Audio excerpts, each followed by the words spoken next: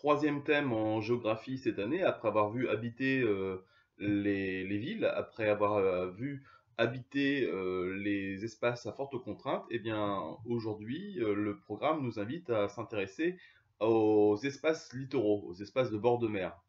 Quelles sont les différentes façons d'occuper les littoraux par les hommes? Comment vivre sur le littoral tout en respectant l'environnement? C'est ce qu'on va essayer de voir à travers ce thème 3 en géographie, donc en sixième. Avant de s'intéresser à des cas concrets, on va premièrement essayer de voir des généralités et premièrement, dans notre cours, vous pourrez mettre le titre sur votre cahier. Les littoraux attirent les hommes. Aujourd'hui, il y a une très grande attraction des hommes vers ces espaces de bord de mer. Donc, grand A sur votre cahier, un peuplement croissant mais inégal. On va essayer de voir quelques documents pour essayer de voir et de comprendre qu'aujourd'hui, de plus en plus, les hommes sont attirés vers les bords de mer, vers les littoraux pour y vivre.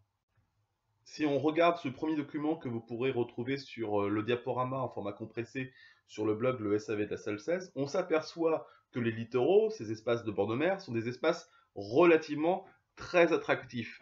Les plus grandes villes du monde, dans les 10 premières villes du monde, on en a moins 7 qui se trouvent au bord de la mer, hein, comme Tokyo par exemple, New York, Mumbai en Inde, Sao Paulo au Brésil, par exemple. Hein, ce sont quelques exemples de très grandes villes qu'on retrouve au bord de mer.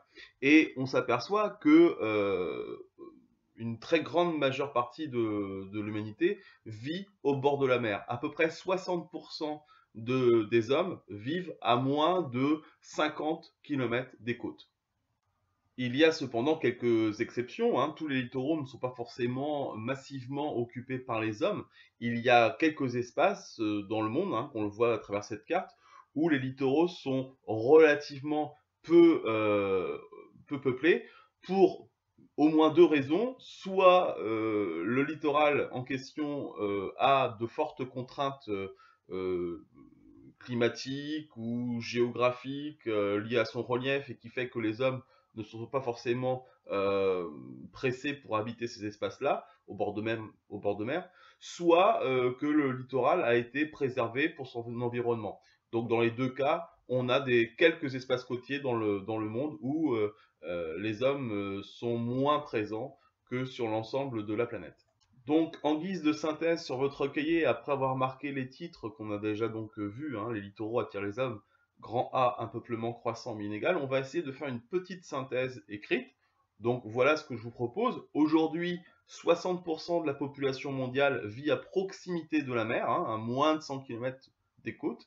Et cette ville, parmi les 10 plus grandes au monde, se situe à proximité du littoral. C'est ce qu'on a vu à travers quelques exemples comme Tokyo, New York, Sao Paulo. Cependant, il existe aussi des littoraux faiblement peuplés. Ces littoraux sont soit protégés ou proposent des contraintes naturelles fortes, notamment climatiques, hein. Il est clair que par exemple, les côtes de l'Alaska au nord de l'Amérique du Nord ou les côtes du Groenland sont forcément moins attractifs que des espaces littoraux au bord de la Méditerranée dans un climat tempéré. En synthèse, je voudrais aussi qu'on revienne un petit peu sur la notion clé de ce chapitre, c'est-à-dire le littoral. C'est un espace de contact entre la terre et la mer. On peut aussi essayer de comprendre ce concept à travers un petit schéma que je vous propose. Hein. D'un côté, vous avez la terre, j'ai mis en vert, et l'autre forme, la mer, en bleu. Le littoral, c'est bien l'espace entre les deux, un espace de contact où les hommes se retrouvent donc en contact entre l'espace terrestre et l'espace maritime proche. Voilà un petit schéma qui peut nous aider à comprendre ce que c'est que le littoral. C'est donc un espace de bord de mer, hein, un espace où on a un contact entre l'espace terrestre et l'espace maritime. Donc ces espaces littoraux sont fortement habités par l'homme. Maintenant, on va s'intéresser, grand B sur votre cahier, on va pouvoir mettre des espaces aux nombreuses activités.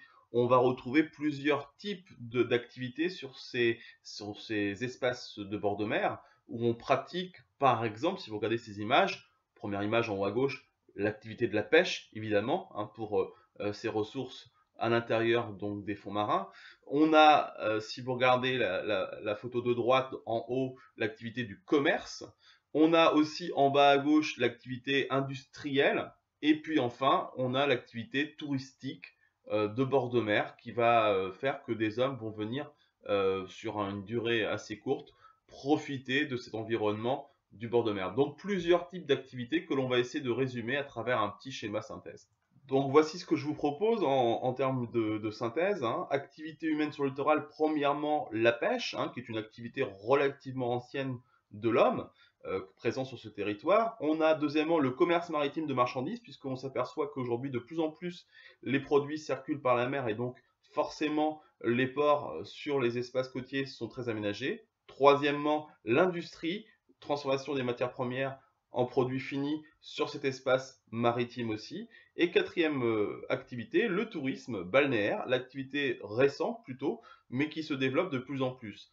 Donc au final, on a ce qu'on appelle aussi la définition du mot littoralisation. Eh bien aujourd'hui, on s'aperçoit que les hommes et les activités économiques se concentrent de plus en plus sur le littoral. C'est ce qu'on appelle la littoralisation. Voilà pour ce thème sur habiter les littoraux, première partie. On verra par la suite des exemples concrets de littoraux à vocation touristique et des littoraux à vocation industrielle habités par l'homme. Ce sera l'occasion de faire d'autres vidéos sur ce sujet. Vous pourrez retrouver l'ensemble de ces documents et de ces synthèses aussi sur le diaporama en format compressé, visible sur le blog Le SAV de la salle 16. Et je vous dis à bientôt.